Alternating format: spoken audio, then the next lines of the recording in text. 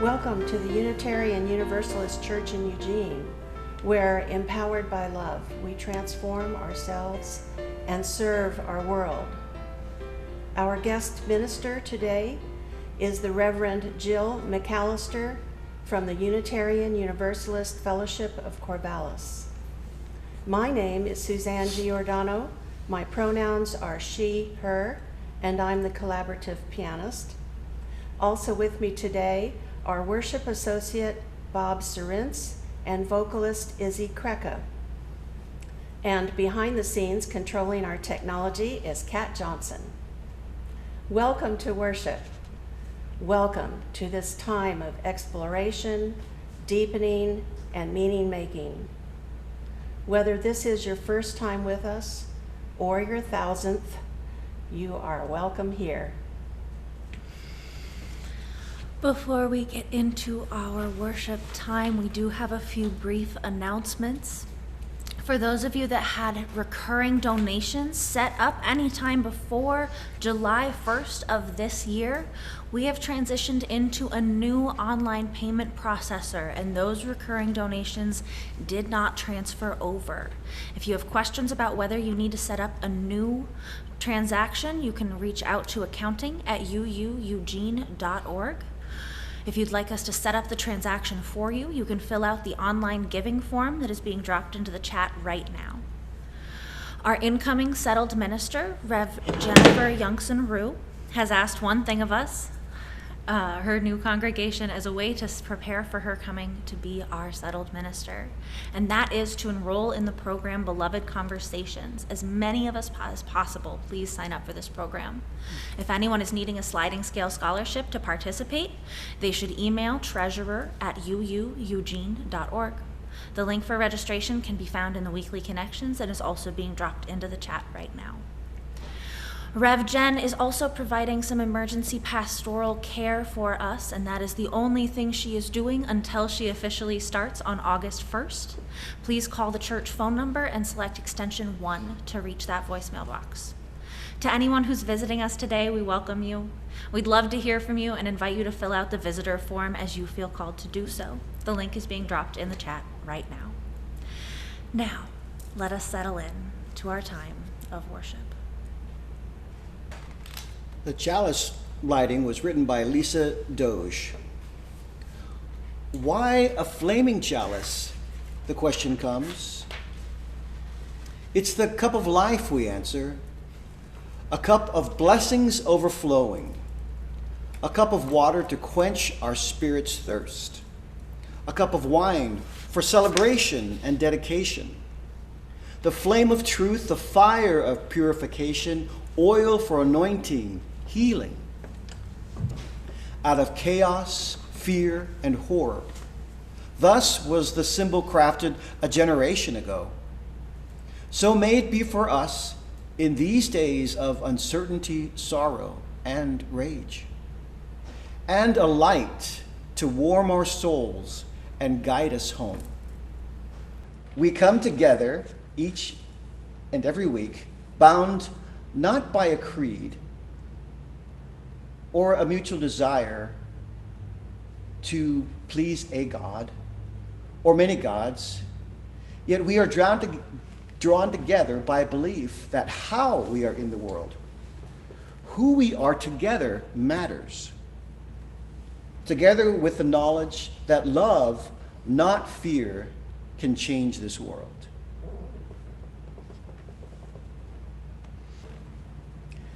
Find a comfortable position for some moments of meditation. While we are quiet, I will read to you Change is Inevitable. Welcome the Change by Vandana Sehgal.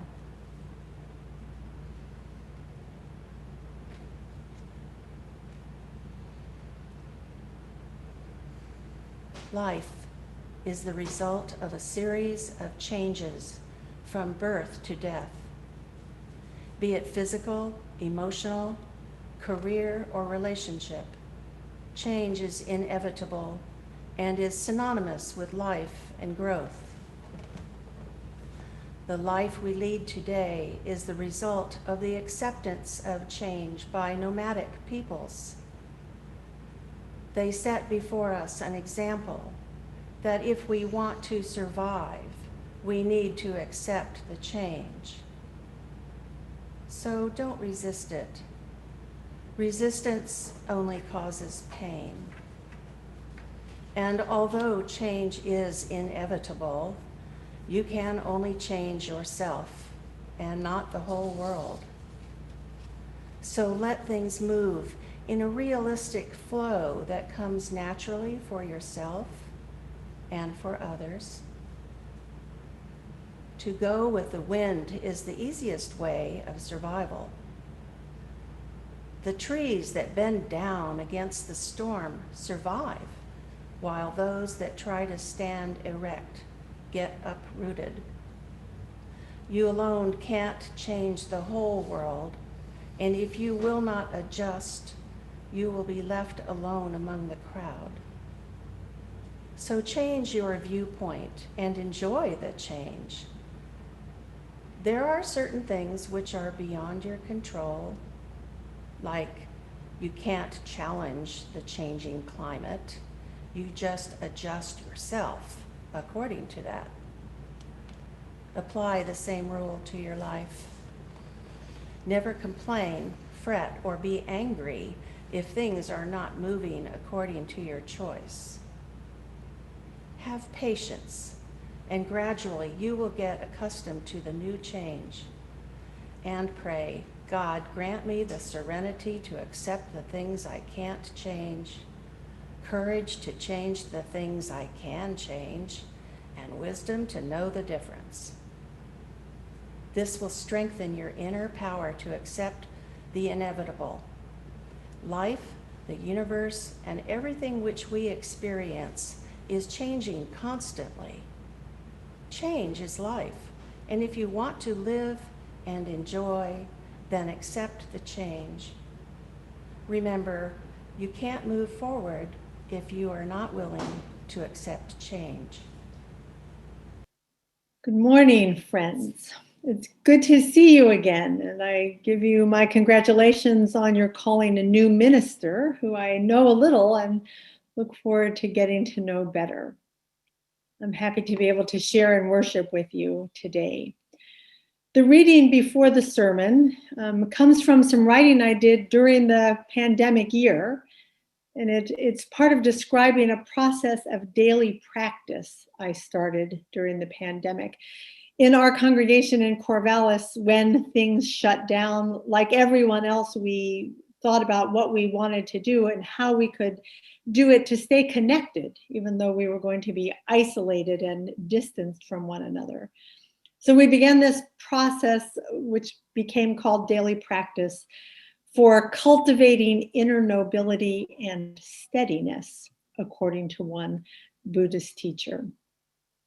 So the reading this morning is what I wrote on Monday, April 27th, 2020. Good morning, friends. I had to breathe deeply this morning several times in order to turn toward the day. Often I think I would feel so much better if I just covered my head with blankets and slept for a long time, perhaps until the way things are changes and I don't have to face them again. This is not new for me. It has been my way for many years. And I also know from many years of practice that I can, and I do eventually get up and turn toward the day, move into the day, and that when I do, I find joy almost as soon as I look out the window.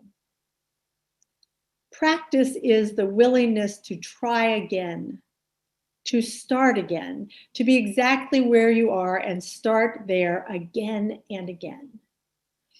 As we begin a new week, I invite you now to breathe in deeply and slowly let the breath out, at least 3 times, imagining all that you have been holding tightly and with worry through the night is flowing out of you as you exhale.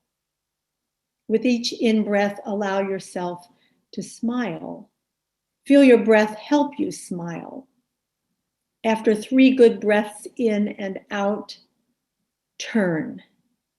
Turn toward the light, toward a window, toward something beautiful that you love. Turn your body in some way to help you feel that you are turning, and say, I turn toward the day, as you open your arms and your heart. Imagine welcoming the day and all that it will bring you, as you would open the door and welcome guests.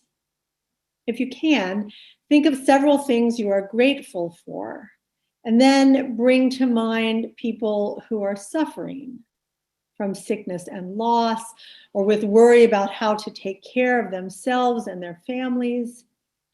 And say the metta prayer, the compassion blessing for yourself and for the others who share this day, wherever they are. There will be challenges today. There always are. And there will be moments of peace. And there will be many, many breaths, each one a chance to turn toward the day. As we move into this day together, may you be free from fear. May you be safe. May you be happy. May you be healthy and whole. May you be at ease and know peace.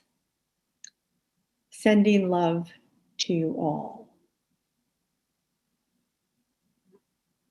I invite you all to join in singing or listening to the song, "'Tis a Gift to Be Simple."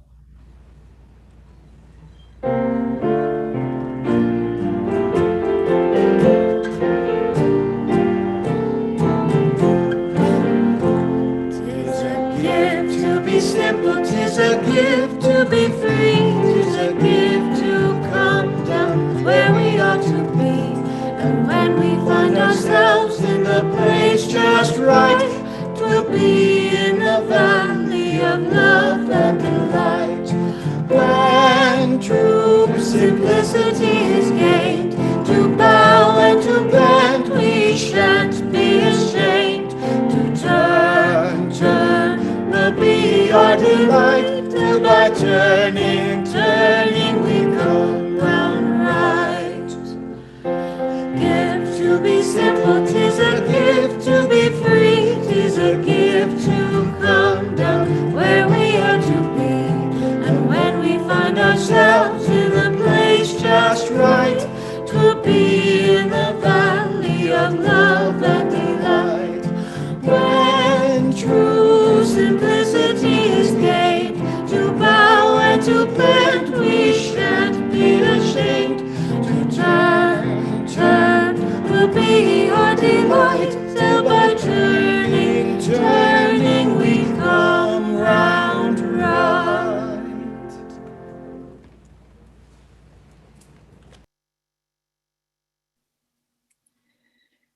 On this beautiful July day, we are all moving forward. There's no doubt about that. Whether we believe it or not, or are capable or not, or know what to do or not, we're moving forward, moment by moment and day by day. The last time I was with you, I think it was in February, we were talking about skills needed for creating and building and nurturing a beloved community. Skills of listening, for example, of apologizing when wrong, of learning to move away from being judgmental. So most of us who've worked for any time in our life know that skills come with practice, not with wishful thinking. They come with practice. I think the wisdom is that it takes 10,000 hours of practice to master a skill or an art, to become a master. Well, this morning I want to talk about skill building as the daily practice of entering in and greeting the day and being greeted, as skill building for the future, as turning toward each and every day, turning toward the good, turning toward the future. So I'll be reading from several of the daily practice emails that I wrote over the past year, through which I learned a lot through the practice itself and the reflecting on the practice. At the very least, I've learned that it certainly makes a difference what we practice, because what we practice, we get better at. And if we are practicing something that doesn't help us reach the goals we're aiming for, we'll never get there. We get good at what we practice, which are often habits that could well be changed. So it makes a difference what we practice. I wrote this on Friday, May 1st in 2020. Dear all, good morning to you on this spring day, the 1st of May. The earth continues to move and the seasons change. I take a breath, a pause, a prayer, a moment of turning and bowing to the day.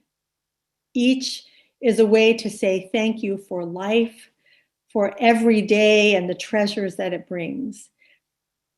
If it was only a chance to see the sun move over the hills, or to feel the morning air on my cheeks, or to hear the birds singing right in this moment, any of these is treasure enough. We have learned too well to be dissatisfied, to judge everything and everyone, including ourselves, as not enough. Many of us have learned lifetimes. We have long lifetimes of practicing this, without intention, usually. But whatever we practice, we learn, and so we continue to be dissatisfied. The Buddha said that this was the essence of human experience, and he called it suffering. Sadly, we are mostly dissatisfied with the wrong things, with beauty and security, with wealth and fame and success. Tragically, we have not learned to be dissatisfied with war and oppression, with the abuse and demeaning of human beings, with the desecration and destruction of the living earth. Whatever we practice, we learn. And sometimes we get better at what we practice. So if we are going to create a better future, a more equitable and more sustainable and more peaceful future, we must practice and learn every day. We must practice what we hope to become. We must practice what we hope the world to become. Pema Chodron, another Buddhist teacher, says it this way: we are at a time when old systems and ideas are being questioned and falling apart. That's for sure. And there is a great opportunity for something new to emerge, something fresh. I have no idea what that will look like and no preconceptions about how things should turn out, but I do have a strong sense that the time we live in is a fertile ground for training in being open-minded, in being open-hearted. If we can learn to hold this falling apartness without polarizing, without judging, then whatever we do today will have a positive effect on the future. Those words from Pema Chodron helped illuminate what became a very important theme in my practice, this idea of turning as a corrective, as re-aiming, as better aiming. I began to think of the image of a compass, like the compass I learned how to use when I was a Girl Scout in the 4th and 5th grades. A few summers ago, I went out with a friend who's a scientist. I went to do field work with her, and we had to find plots all over the state of Oregon where we were counting lichens. She's a lichenologist. But I had to watch and remember how to use a compass.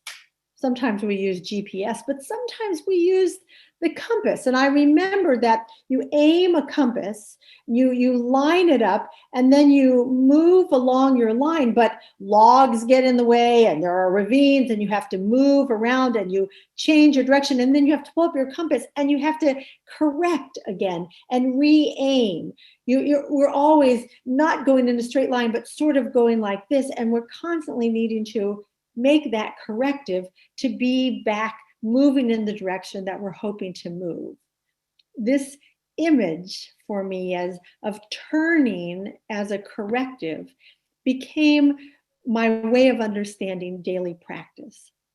Every day, to wake up, to get myself up, to look out, to take in the morning, to greet the morning, to recognize that I was being greeted by the morning, to breathe, to learn to accept that I am being breathed by life, and to give thanks. And in this opening and breathing and giving thanks, to turn myself again toward the possibilities of the day, toward my ideals for how I wanted to live in the day. Last year, around this time in July, I wrote this. Good morning, everyone. A beautiful Monday morning, the beginning of a new week. There's a wide open sky, not a cloud to be seen. The half moon is a small thumbnail high in the sky. Walking toward the morning sun can almost not be done. It's too bright. Turning in the other direction, every tree is fully illuminated against the blue of the sky. In the mown fields, the new grass is now green between parallel rows of yellow hay. It's a beautiful contrast. My favorite garden is the roadside jumble of daisies and sweet pea and wild carrots and blackberries just beginning to ripen.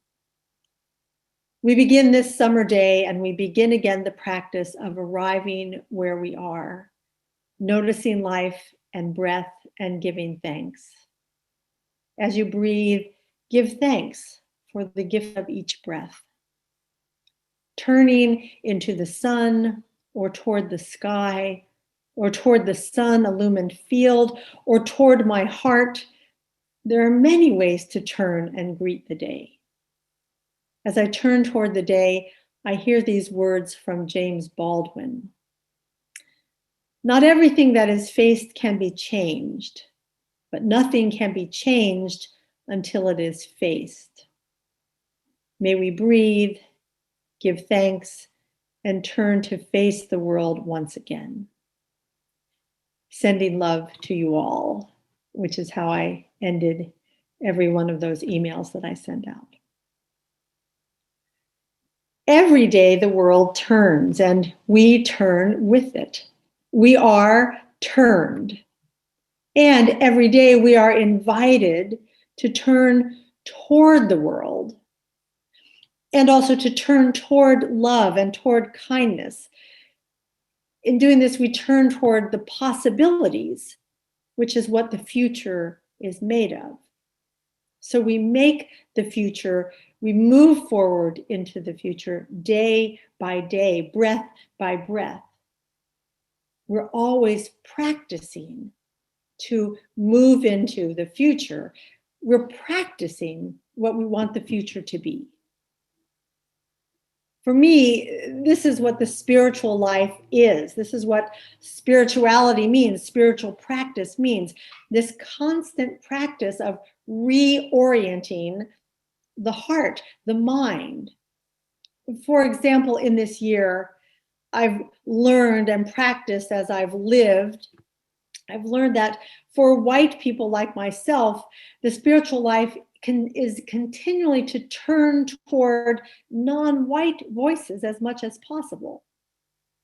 To choose to read and see the art and the writing and the work of people of color as a way to broaden the truths that I understand in the world. That's a turning.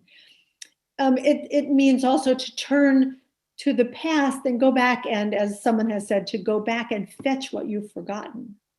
So to turn to history, to read more history, to learn more of the history. This has become a practice for me, to learn more of the history that I never learned, was never taught, was never aware of. That's also a turning. To turn to the past, to also turn toward the future day by day, to open my heart, my mind, the door to the unfamiliar, to the hoped for, especially where the climate is concerned, to begin to turn my attention and my habits toward different ways of, for example, eating, to understand how my habits of eating, of buying, of shopping affect the sustainability of the ecosystem and of the entire earth. That's a daily turning. I learned to pay more attention to turning toward the needs of families, especially those with children. My children are grown, but I know what it is like to be in family life, and over this past year, almost two, the horror of children in cages and the realities of women out of the workforce because of the lack of childcare and now the ongoing lack of affordable childcare, turning to the needs of more people who are in different stages of life. That's a practice for me, a daily practice. All of this, I think, is what it means to turn toward love, which is care for the well-being of all. Not love as just something that feels good or is comfortable, but love, which often means giving up things we want or feel entitled to.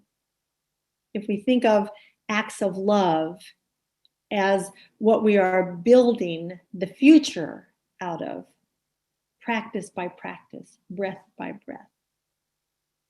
There's a beautiful poem by the poet Mark Nepo. It was titled "For Joel at 97." It begins this way. They say that miners in South America strap small lamps around their chest, that this works better than the light coming from the center of your forehead. They say the head can be fooled, but the heart cannot turn without the body. The heart cannot turn without the body. That helps me remember that building the future, moving forward, happens every day in the body, in this body, as I wake up, as I greet the day, as I breathe, as I set my intentions for the day, and as I open my heart and mind to aiming for my highest ideals. Also, this time last year in July, I wrote this on a different day. Dear all, the morning air was fresh and cool as we walked into the sharp slant of the sun. A steady breeze gently pulled me forward into a happiness, even as the sun made it hard to see. We walked in a different direction, a change of habit, and were greeted by some giant sunflowers.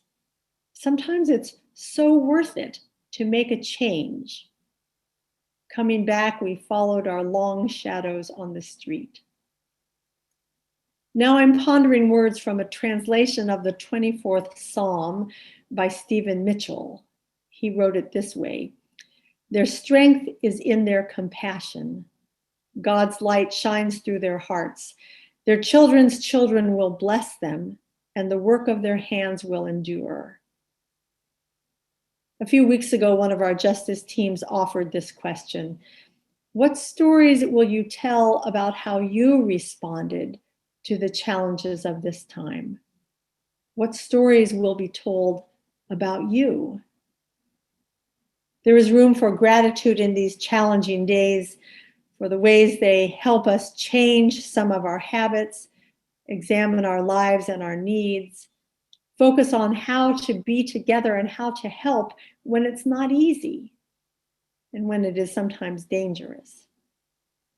In these days, we are becoming the ancestors of our future selves, the ancestors of the future. Will our children's children bless us for what we learned and how we lived?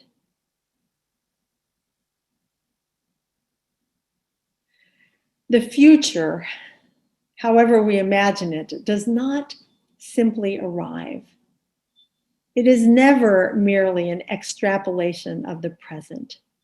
We create it, and we are created and recreated in the process day by day. So this is now how we will move forward, and this is our call for our lives, for the world, for our religious communities.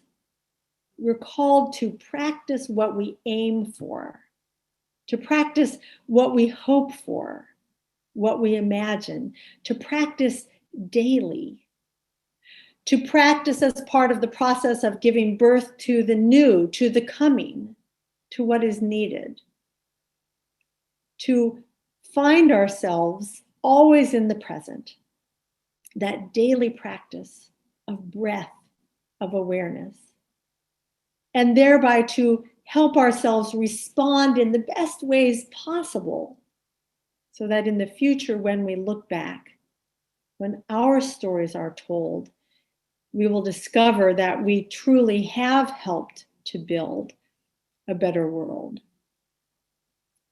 May we be in this call. May we recognize the value of daily practice to move the world forward and ourselves with it. May it be so.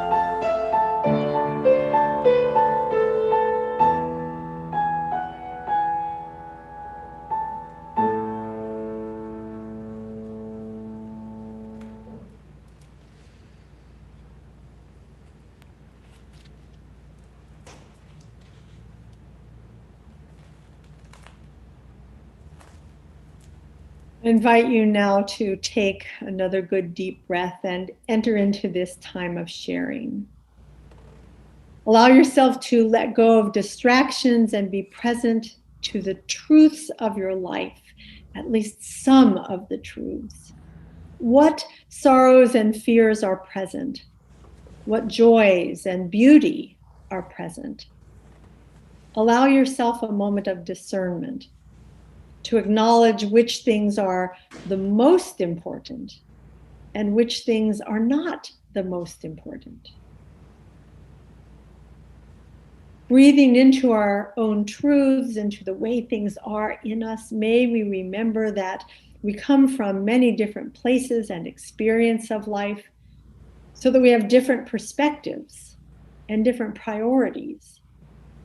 When we share what is most important to us, we aim to help each other carry the burdens of sadness and sorrow together, and to help each other name out loud our continuing joys and the blessings of our lives, so that we will all be encouraged. As a religious community, we become more whole by the sharing and holding together of our many truths.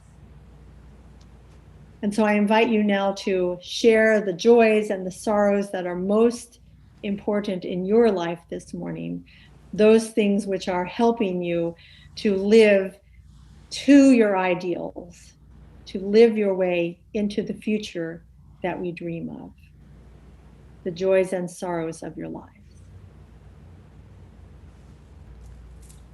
I invite you now to join with me in the spirit of prayer or contemplation or meditation, whichever is best for you. Spirit of life and love, in all of these joys and sorrows, named and unnamed, may we feel the bonds of love and concern which connect us. May we feel the bonds of covenant, the promises we make to each other to learn, to grow, and to act for wisdom and justice. Let us now hold each other in love and compassion and send courage. Let us hold each other in sadness and grief. Let us pause to send love and care and courage to all who need it the most on this day, especially those who are sick, who are dying, all who are frightened or angry, all who are mourning the losses of loved ones, all who are in need of work or food or housing, or respect or care or love or breath or sanity, all who feel outside of the flow of love. May we remember that just as breath comes to us and moves through us, so does love. Love comes to us and moves through us. May we send as much love as we can to all those who need it the most on this day. And may we stay in the flow of that love as often as we can. May it be so.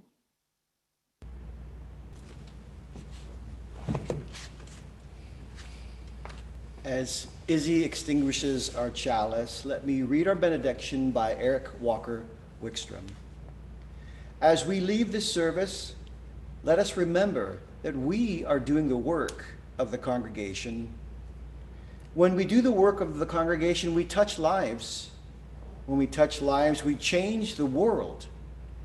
May this chalice flame ignite courage and love within us to guide our ministry and mission.